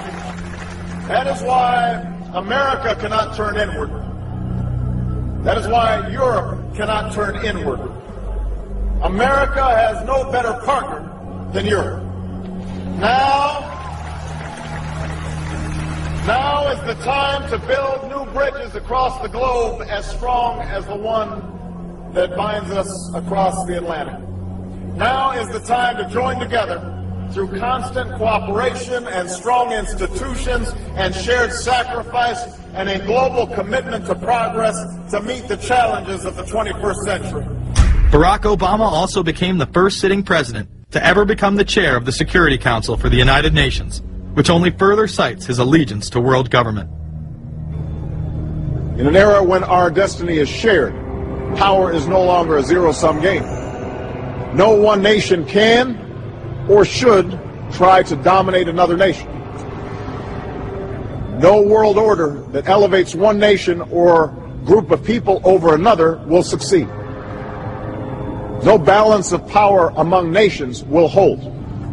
The traditional divisions between nations of the South and the North make no sense in an interconnected world. I think its task will be to develop an overall strategy for America in this period when really a new world order can be created. It's a great opportunity. The globalists, who know that Obama is going to promote their plan, want to make him such a superhero that nobody will question what he's doing. He is very much a product of the system that he is now technically in charge of. Obama alone, or the Democrat Party alone, is not responsible for his massive rock star status. It's been done by the media. This establishes that Obama is an unapologetic globalist who holds no one nation above another, despite its policies. Perhaps we should move towards a society more like China if that's the case. After all, on the 60th anniversary of the Communist Mao regime takeover, The Empire State Building, once a proud symbol of the United States, was lit in the colors of the Communist Party halfway across the world. In fact, following the United Nations Copenhagen Conference in December of 2009, the Washington Post ran the headline, "Copenhagen Climate Deal Shows New World Order May Be Led by U.S., China." The Copenhagen Conference was disguised as a summit that would save the planet from man-made global warming by cutting carbon emissions. When taking a look at the almost 200-page document that was being proposed, it becomes evident that this was yet another attempt to establish global government and set up a global tax. In Section 38, it states, "The scheme for the new institutional arrangement under the Convention will be based on three basic pillars: government, facilitative mechanism, and financial mechanism." In Section 47, subsection F, it discusses cap-and-trade schemes and carbon taxes and the use of new and existing flexible carbon market mechanisms. These cap-and-trade schemes were just that, a scheme to further transfer the wealth from the poor to the ultra-rich. One of the ways it will drive the change is through global governance and global agreements. The fact that our president even attended should be considered treason. Just weeks before the conference, ClimateGate hit the media. Secret emails confirm that many of the United Nations lead scientists had engaged in fraud in order to promote the idea that man-made global warming was occurring and that carbon dioxide was a toxic gas. In reality, they admitted the Earth had been cooling for the last decade and that they had destroyed the source data in order to ensure the scientific community would be unable to review their findings. Bill Jones was forced to resign from his position at East Anglia University, and Penn State has launched an investigation into Michael Mann. Because of the scandal, many countries refused to sign the agreement, and instead only 25 heads of state, including rock star President and Savior Barack Obama, signed a much shorter and broader accord. The document states that a high-level panel will be created, and that parties will be subject to domestic auditing, supervision, and assessment. The climate conference in Copenhagen is another step towards the global management of our planet. The idea that carbon dioxide, the life force for plants here on Earth, is a toxic gas and should be taxed is laughable. There have been numerous periods of time in which the Earth has had vastly more carbon in the atmosphere than present day. In areas where there have been volcanic eruptions which emit large amounts of CO2, plants have benefited, and there is no negative impact on the surrounding environment, as well as indigenous people from the excess carbon dioxide. The globalists promote this theory to keep mankind in fear, not only for the establishment of a global government and a global carbon tax, but the literal control of the entire planet. An even darker side to the scam of man-made global warming exists. In reality, it's about population control.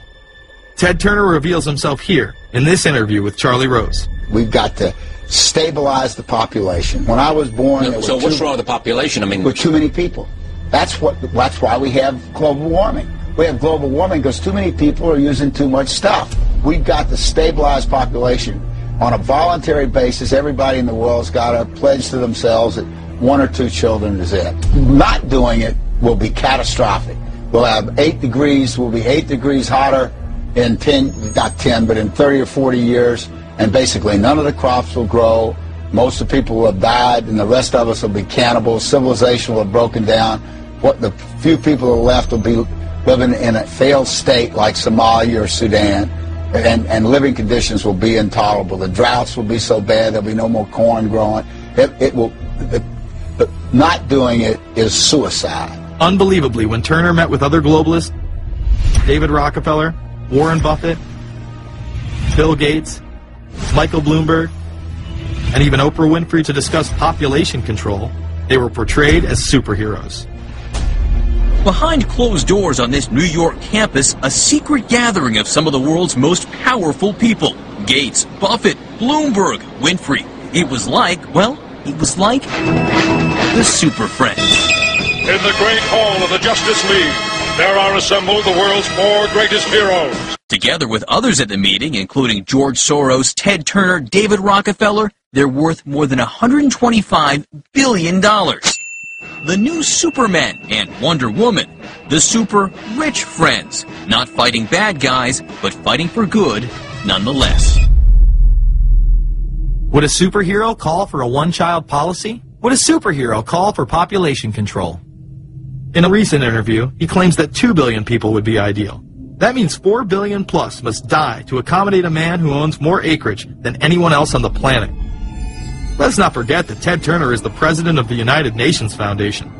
There are countless examples of how we are being indoctrinated to accept these kind of conditions and believe that man and his activities are the problem. From the promotion of climate cops, we're the carbon cops and we're on the lookout for energy wasters, to phony liberals and conservatives getting together to promote climate change. Hell, let's face it, we're polar opposites. We couldn't be further apart. I'm on the left, and I'm usually right. And we strongly disagree. Except on one issue. Tell them what it is, Reverend Pat. That would be our planet. Taking care of it is extremely important. We all need to work together, liberals and conservatives. So get involved. It's the right thing to do. Now there you go again. The New World Order will stop at nothing to achieve planetary dominance. Whether it be assassination, wars based on lies, and even a phony environmental movement. So it should come as no surprise that they have been tracking, tracing, and databasing our lives for years. Many people are aware that the Bush administration engaged in warrantless wiretaps on American citizens. What they don't understand is that it's come out in court that all the major telecommunications companies have been secretly storing every piece of data received from our phones and our computers and handing them over to the National Security Agency. You heard about the government secretly listening in on phone conversations without a warrant, but there is evidence that your email is also being tapped. The government has been intercepting most emails as part of its terrorist surveillance program. That program has been criticized as illegal because it's missing an important ingredient: search warrants. Several years ago, Klein says he came to suspect that AT&T had installed secret computer gear designed to spy on internet traffic at the request of the National Security Agency. This is just a small part of the picture, as AT&T was not the only company involved and emails were not the only issue. The NSA was installing Norris Insight systems, which are capable of monitoring billions of bits of internet traffic per second. It was also able to monitor any calls traffic through its system, all websites visited, all instant messaging, and separate types of transaction records. The secret room at AT&T contains gear which enables the government to look at every individual message on the internet and analyze exactly what people are doing. Here's another document. It mentions a company called Norris. Norris makes computer software that can swallow and analyze 10 gigabytes of information every second. That means it could go through all the information in all the books in the Library of Congress in a little over 15 minutes. The documents Klein and others were able to produce were then censored by the NSA. Bankston isn't allowed to talk about the documents in detail. The government has since had them sealed. But he says what is in there boggles the mind. We are talking about a substantial portion of all the communications traffic in the United States. The policies have been shielded by the Obama administration and continue to this day. Attorney General Holder has publicly stated lawsuits be thrown out of court, and after several attempts, Klein and other cases were thrown out as well, once again citing the national security of what used to be a constitutional republic, not a massive corrupt slave state. Living in the New World Order, when it's close to completion, for the average citizen, for people like you and me, is going to be essentially slavery. We're never going to be able to get ahead. We're never going to be able to amass enough wealth, essentially to retire or to do what we want to do in life. We're going to constantly be working for the man.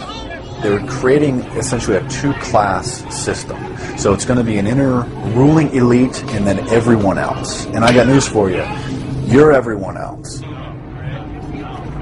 The New World Order that is currently being built revolves around creating a global technopoly ruled by the elite, in which they dominate and control a severely reduced populace, which they treat as their pets. In the New World Order, the people are the enemy. Internal documents released in March of 2009 reveal that the Department of Homeland Security is targeting citizens who discussed the New World Order, people with a Christian identity, or sovereign citizens who argue that the government has gotten away from the intent of the Constitution and are strong states' rights advocates. People who are anti-immigration, stating, extremists will argue that immigrants are taking the jobs of U.S. citizens during times of high unemployment and without paying taxes. People who oppose the Federal Reserve banking system. People who display constitutional party or libertarian material. People who support Ron Paul. And those who have bumper stickers containing anti-government rhetoric. This document is one of literally thousands that make everyone a possible terrorist. This establishes a pattern of demonizing ordinary citizens while giving draconian powers to the state. you are considered guilty until proven innocent. As technology is developed, separate parts of their command and control system are beta tested around the world. Here at home, Boy Scouts are being trained to take on returning veterans and disarm domestic extremists, while national programs such as City Year are training young people to serve the government. I am change. I am fierce. In the United Kingdom, it has been established there are over 4 million CCTV cameras. That is around 1 camera for every 14 citizens. Their purpose is not to solve crime, as it takes 1,000 CCTV cameras to solve just one crime. It is to create a tattletale society in which everyone is under constant surveillance by the state and those around them. The company Internet Eyes is now paying people to log on to the internet and watch CCTV cameras in real time as they turn in criminals for cash. Families deemed by the state to be unfit in England have now been put under 24-hour CCTV supervision in their homes. This program has plans for 20,000 families in England, which is to double in the next 2 years. Your every move in both your home and the outside world is under constant surveillance by a criminal elite who operate above the law. As we are constantly under the microscope, their activities remain in the shadows. Obama extended diplomatic immunity to Interpol with Executive Order 12,425, further empowering criminal behavior within our own government. In the Middle East, endless wars will continue. Under the Obama administration, we have sent tens of thousands of more troops into Afghanistan, all while the same network exposed in the Iran-Contra affair discussed earlier controls the opium trade. It was revealed in October of 2009 that the CIA had been funding puppet Afghani leader Hamid Karzai's warlord brother for the last 8 years. He is the lead opium dealer in the region. It seems the same cartel that was dealing drugs in the 80s and 90s never stopped. After all, how else could the government fund black operation programs across the board? The Karzai regime has whole sections of it which are drug-supported, and we can't touch it. We turned Afghanistan into the major supplier of heroin for the world. It happened under CIA supervision. This continues while many of the Taliban are literally on U.S. payrolls. Is there a possibility that we have Taliban employees? The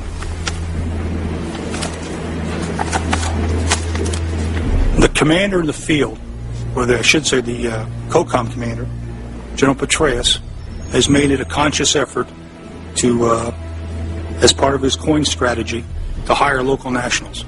I can't talk in this forum, nor am I the qualified guy to talk about it, but there is no doubt in my mind, one day you're on one side of the ledger, the other day you may be on the other side of the ledger. Biometrics have been instituted in both Afghanistan and Iraq, where individuals are subject to fingerprint devices, iris scanners, and electronic databases to screen local residents as well as DNA tests. This includes anyone within the populace of a combat zone. Someone has to go out there with the biometric registration equipment, take your iris scans, take your scans and get you registered in the system like that. As scary and tyrannical as these systems seem to be, none may be as dangerous as the implantable RFID microchip. Through various pretenses, including terror, security, and entertainment, the chip has been promoted and integrated into society. In 2001, following the 9/11 terrorist attacks, the Jacobs family became the first family to be injected with microchips in front of a live television audience. We have a Florida family who are really pioneers in a brave new world. They have volunteered to be the first ever to have microchip identification devices implanted into their body. After 9/11, I was really concerned with the security of my family. In 2004, the FDA approved the use of RFID technology to be implanted into human beings.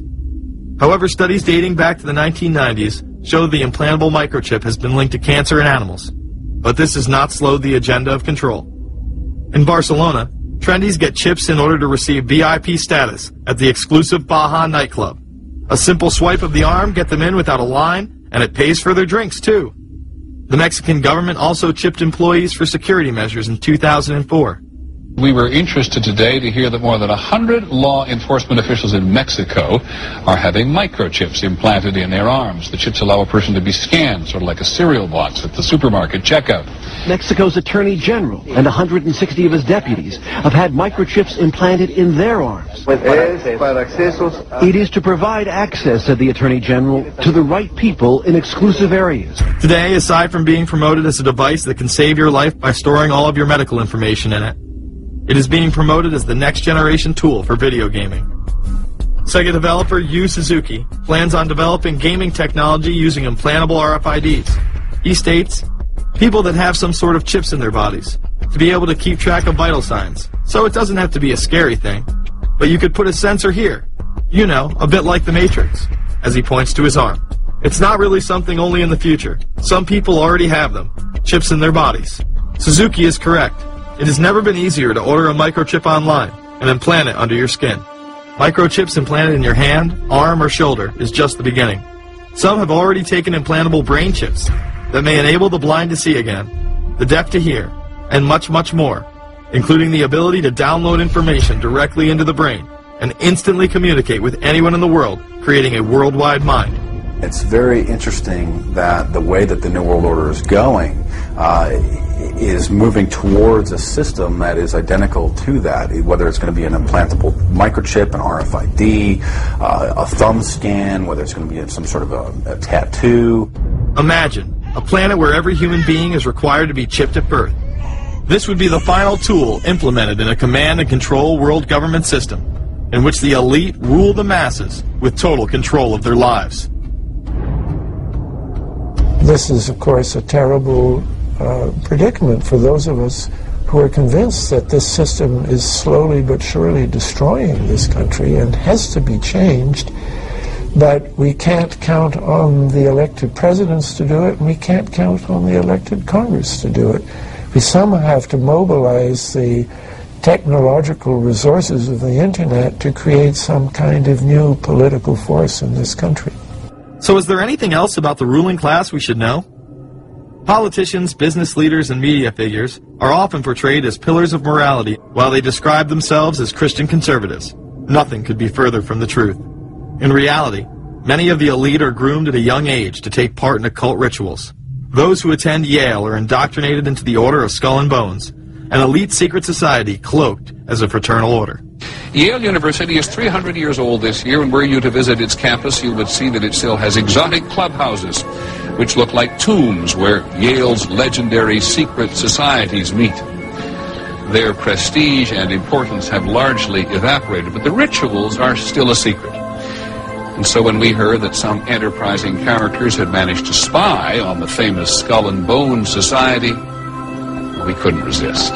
Skull and Bones, people say it's a fraternity at Yale University, but it's really a postgraduate organization. So it was founded in 1832, and it's not like a normal fraternity. People don't pledge. These people choose who they want to come. So they do the recruiting. They recruit 15 people every year, people who they see are going to be powerful people in the future. So they're recruited when they're a junior in college. A lot of these people come from really wealthy and influential families because they know that this person has the resources to then elevate them to a position of power that can benefit the club. The video shows the neophytes, or initiates, kissing a skull, then performing a mock human sacrifice. Horrific screams caught on tape include chants of, "The devil equals death, death equals the devil." True. Famous alums include Senators John Kerry and John Chafee, to name two, cabinet secretaries such as Averell Harriman, and 3 presidents, William Taft, George Bush, and George W. Bush, who's been reluctant to talk about Skull and Bones. Does it still exist?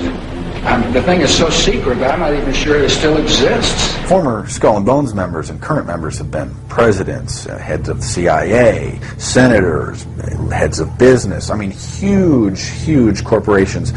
These people have the network that brings them to such a position of power that most people could only dream of. Bush would run against his fellow bonesman and distant cousin John Kerry in 2004. You both were members of Skull and Bones, a secret society at Yale. What does that tell us? Not much, because it's a secret. Is there a secret handshake? Is there a secret code? I wish there were something secret I could manifest. 322, secret number? There are all kinds of secrets, Tim. You were both in Skull and Bones, the secret society. It's so secret we can't talk about it. What does that mean for America? The conspiracy theorists are going to go I'm wild. sure they are. I don't know. I haven't seen the web. Number 322? This is an elaborate, occult, ritualistic entry into this group that they are now a member of for life. This culture of death and the occult continues long after college. Later on in life, these pagan rituals carry on in the redwoods of Sonoma, California. What is the Bohemian Grove?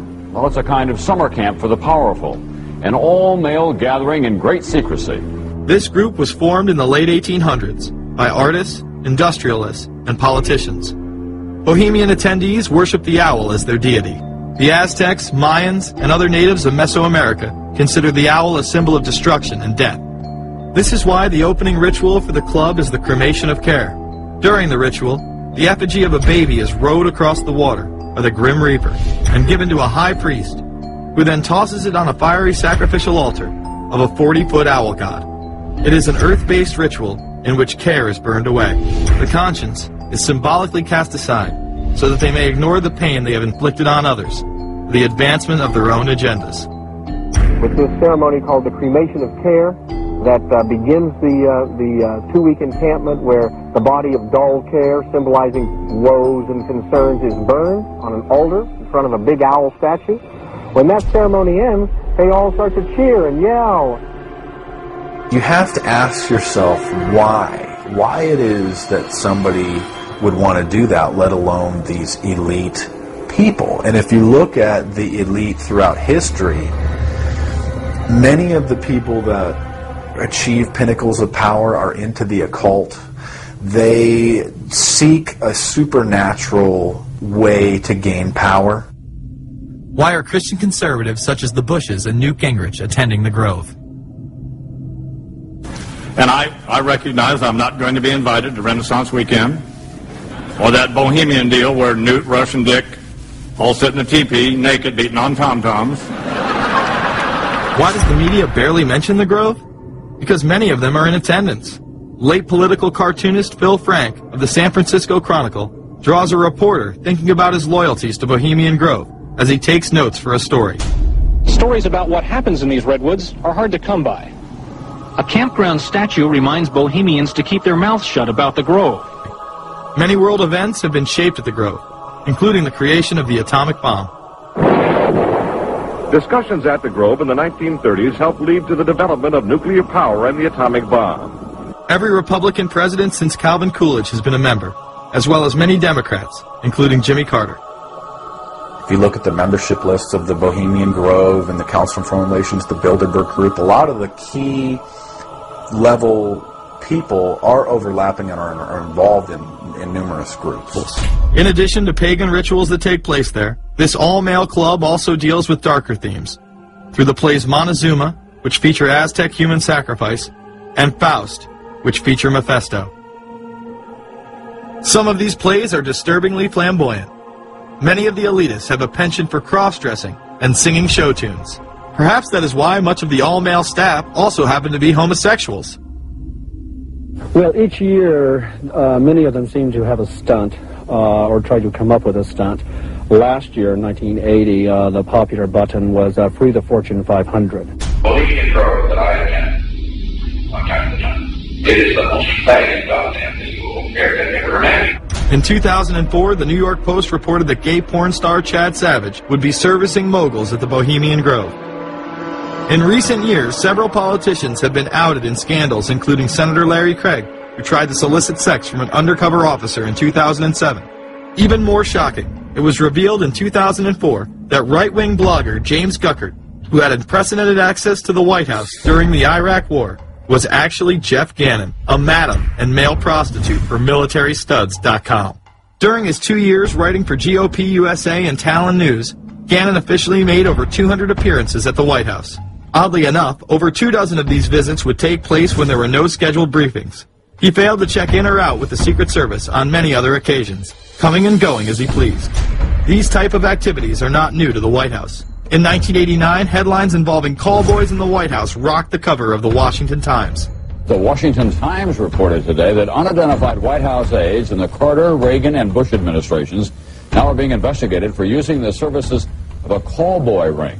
The paper reports that 2 of the male prostitutes were given a late-night tour of the White House last year. Hundreds of credit card receipts obtained by the Washington Times confirm that its clients were key officials of the Reagan and Bush administrations, military officers, congressional aides, and U.S. and foreign businessmen with close social ties to Washington's political elite. This ring extended beyond the White House and into Congressman Barney Frank's bedroom. Barney Frank, one of 2 openly homosexual members of Congress, acknowledged having used a male prostitute, whom he then hired as a personal employee. The man had keys to Frank's basement apartment on Capitol Hill. Frank paid him approximately $20,000 out of his own pocket to be his housekeeper and driver. But as first reported in today's Washington Times, the man was on probation for sex crimes and a drug conviction, and he ran a prostitution business out of Frank's home. Although Frank tried to claim ignorance, Stephen Goby, the prostitute in question, claimed that Frank was completely aware of what was going on, and was even receiving free and discounted sexual services. The fix seemed to be in. Frank was threatening members of Congress to remain silent prior to being exposed in this sex ring. Massachusetts Democrat Barney Frank, a homosexual, threatened to expose fellow congressmen he knew to be gay unless they stopped spreading rumors. Questions stopped, and Frank walked away with a slap on the wrist. Some members of the Ethics Committee were disgusted. Do we tolerate, do we condone a member of this body who knowingly permits a house of prostitution to be operated out of his residence? You have just heard one of the most edited, selective garbage that has ever been put forth, in my opinion, in this House. Again, we see people of the highest levels of power involved in the most repulsive and decadent of crimes. They couldn't care less about the code of conduct that's taught in all major religions about treating others the way that you want to be treated. And then they masquerade, they put this false front on that they're like everybody else, because your average person wants to do right, believes in some sort of a karma, believes in some sort of a divine justice in the universe.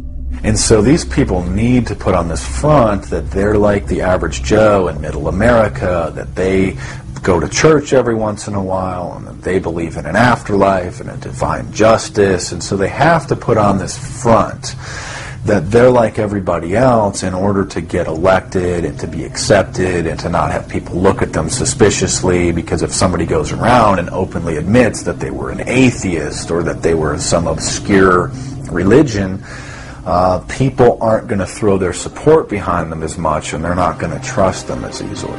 The reality of this behavior is never revealed to the public, as the media keeps any revelations quiet. Unfortunately, these type of activities continue to this day. Florida Congressman Mark Foley chaired the House caucus on missing and exploited children, and went on television praising Chris Hansen's To Catch a Predator series. The Dateline piece has probably done more than any law we can create. Foley was later caught attempting to have sexual relations with numerous underage pages. Congressman Mark Foley, the man who championed the Child Protection Act of 2006, resigned after inappropriate emails and instant messages surfaced that he sent to former congressional pages. Once more, no charges were even filed. Foley himself has checked into rehab. No one has been charged with any crime. The predator class acts like Roman emperors, indulging in excess that includes sex with young boys, while portraying themselves as men of the Lord. The insanity is that we have allowed an interwoven elite criminal class to rule over us while posing as the saviors of the planet. We have learned they will stop at nothing to achieve their goals and are not held accountable for their crimes. They prey on the system rather than protect it. This is not a new world order of peace and prosperity. It is not a world government to save the earth. During difficult times, we must remain ever vigilant against seemingly positive solutions imposed to suit their aims. Crises there will continue to be. In meeting them, whether foreign or domestic, great or small, there is a recurring temptation to feel that some spectacular and costly action could become the miraculous solution to all current difficulties. We are threatened by a superclass that control the flow of information, and high technology from the public. The prospect of domination of the nation's scholars by federal employment, project allocations, and the power of money is ever present and is gravely to be regarded. We must also be alert to the equal and opposite danger that public policy could itself become the captive of a scientific, technological elite. It is time to put down the remote control, to turn off your Xbox, and start paying attention. It is time to step away from everyday luxuries and pop culture and take action against a monolithic, concentrated evil in order to save what's left of humanity. We must now trade in our apathy for action in order to defeat this invisible empire.